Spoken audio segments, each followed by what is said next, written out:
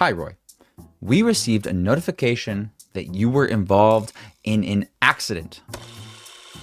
It's a bit of a story time because this weekend was my girlfriend's and I's 5-year anniversary. We've been together 5 years. This is a picture of us. It's over a fifth of my life.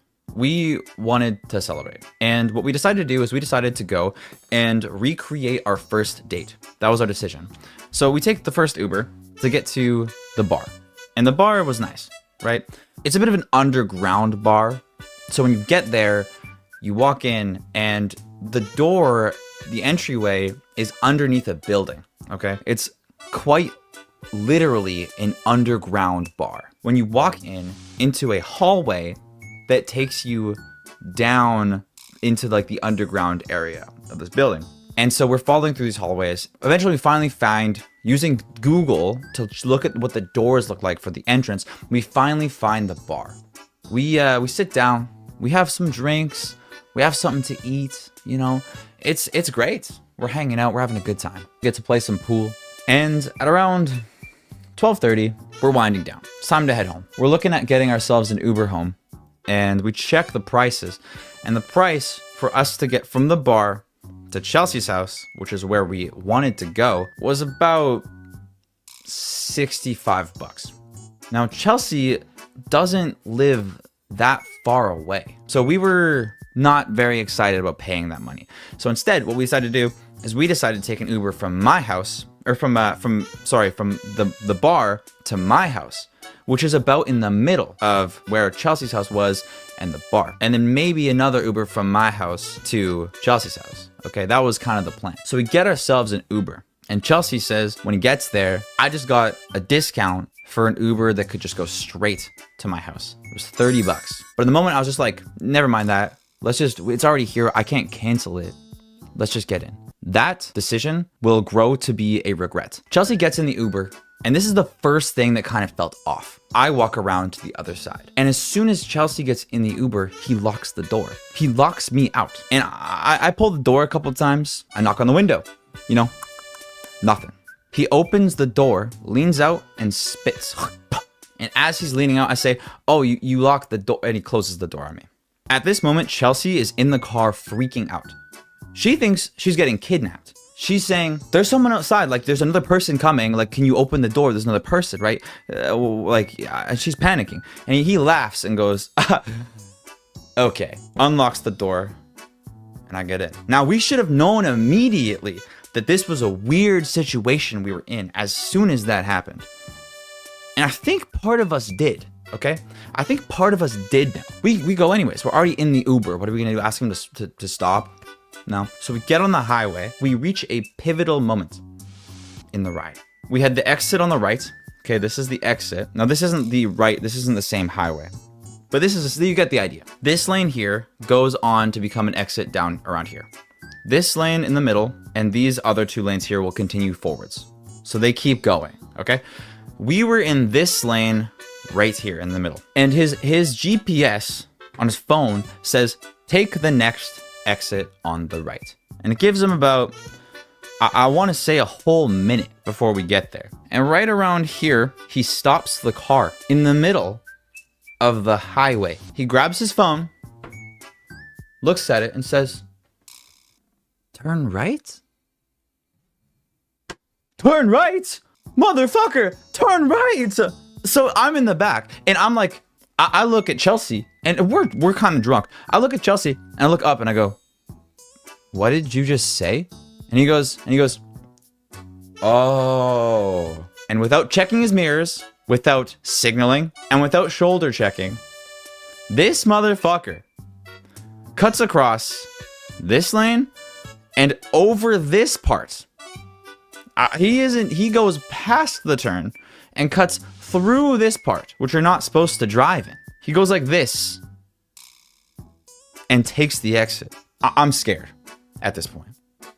I'm nervous. You know, I think, is this guy drunk? And that thought would actually grow to be more real than I initially thought. A little bit later, we're driving. We get to the intersection right by my house. And it's a red light. We pull up and he opens his door. He leans out the door and all we hear is this. That's what we hear.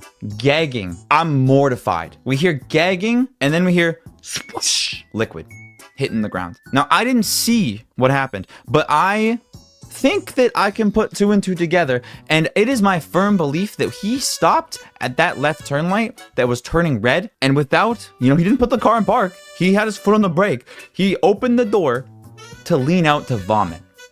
I think he was drunk. And if that wasn't enough to confirm my suspicion that this guy may have been drinking, around my house, there's a whole bunch of speed bumps all over. Okay, there's so many speed bumps. I was watching his speedometer tick up. It kept going faster and faster until it hits about 80. And we're in a residential zone. This is like a 50 max. 50 max zone. Going 80 kilometers an hour. He hits a speed bump. Now this is gonna be important. And the front tires, they come off the ground and slam, bang. The front end of his car just whacks into the ground. This is important to remember. His front end came off the ground and then slammed into the ground. It sounded bad. We get to my house and he pulls out his phone and he turns around to me and he looks at me and says, "Give me a review. You'll give me a review." He's like yelling at me, like aggressively. And I'm like, "Oh, hey, you don't gotta worry. I'll give you a review. You're getting a review." I'm scared. Chelsea's scared. We're both so uncomfortable. Chelsea says, I think that was the scariest Uber ride I've ever been in. And, I would agree. And I thought it was over. The next day, I'm at work and I get a notification from Uber, a message from their support team. Now, I had submitted a safety concern complaint about him, as you do and as you should when you have a very unsafe driver. So I thought that's what it was. I thought that maybe they had gotten back to me about that. That wasn't it. My message from Uber said this. Message from Uber. "Hi, Roy. We received a notification that you were involved in an accident on February 9th, 2025, 12:22 a.m. PST. Which is when my drive was with this guy. That's when it started. Your safety is deeply important to us, and we wanted to check to see if you're okay. We're also following up with your driver. This motherfucker claimed we were in a car accident." Now, I replied, and I said, "We weren't in a car accident." And I detailed everything that had happened. Everything that I told you guys, I had detailed in my reply. I think our driver damaged his car when he went over that speed bump. And I think he's trying to commit insurance fraud. These are my thoughts. This is nothing more than the ramblings of a psychopath online, but I have a suspicion. So that was how Chelsea and my 5-year anniversary went. That was my Saturday. Now, Sunday rolls around. Chelsea and I are going on a double date. We're going to an escape room. We had this idea, take some gummies, and we're gonna dress up. Chelsea and I looked phenomenal. This is our outfits. I got the magnifying glass. I also had a notepad in my pocket with a pen, which actually came in really handy during the escape room.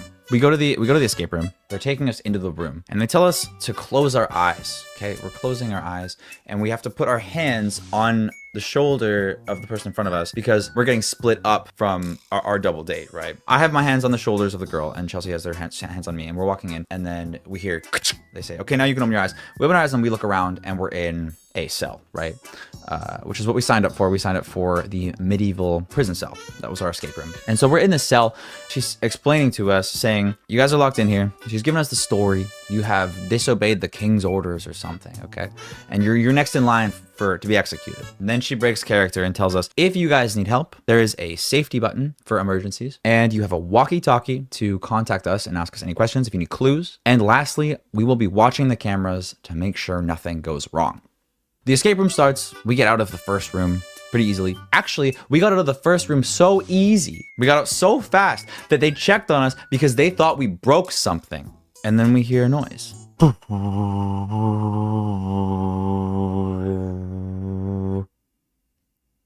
The heat turned on and it starts to get hot. Now, at the beginning of this double date, when we had walked into the room, we were joking about the movie that we had seen a few months prior. A movie called escape room in which a bunch of people get locked in a room, and in the first room, they're stuck inside an oven that heats them alive. This is the scene that I'm talking about. Fans? Are they blowing hot air? Just get some water, okay? Can we get some water? So you get the idea. They're blowing hot air, and we were joking about this movie, like, oh yeah, what a crazy movie that was. We're getting warm, so warm that we have to take our jackets off because we're sweating so much. We pick up our radio, and we radio them and say, because we got stuck. We're like, hey, can we get a clue? No reply. Wait a few seconds. Maybe they're in the bathroom. Maybe they're doing something else. We radio them again. Hey guys, can we get a clue? No reply. At this point, we were like, this could be a problem. We radio them a few more times. Nothing. We start waving at the camera, jumping and waving. Hello, we need help. Help us. Radio not working. Hello. Nothing. Now, at this point, we are sweating. We are hot. All right. There's no one's coming to help us. Okay. So my friend says, fuck it. I'm pressing the emergency button. Because you got to remember too, right? We took edibles. We are not of like solid mind right now. We're beginning to panic. And we're actually in the movie, as far as we're concerned. So we go over to the front door to push the emergency button. And we walk up to the emergency button and we look, we go to press it. My friend turns to me and says, do you see that? And I look at the button. There is nothing there. There is a label that says emergency button with no button. We start knocking on the doors, no answer. This goes on for about maybe 40 minutes. And finally, they come and they open the door. I'm sorry, guys. Time's up. You didn't get out. And my friend goes, thank God. And we explained the situation. Turns out the walkie-talkie they gave us was dead. I still don't know why they weren't watching the cameras. And they were actually pretty cool about it. They gave us a free second game. We escaped the second room. So they made it up to us. But all in all, that was my weekend. So I hope that you guys had a better weekend. I hope that all of your Ubers arrive safely and drive the speed limit. And don't falsely claim that you were in an accident.